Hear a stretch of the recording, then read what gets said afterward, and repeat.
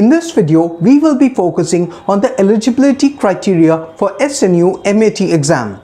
A candidate must hold a bachelor's degree or equivalent with at least 50% marks or equivalent CGPA from any of the recognized universities.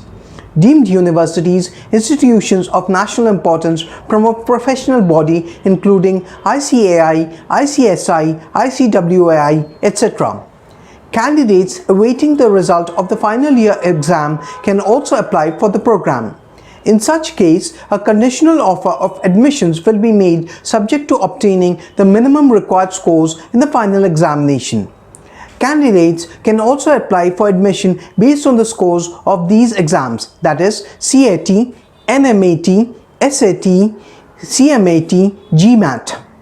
So if you value the content of our video, please like, share, comment and subscribe to our channel.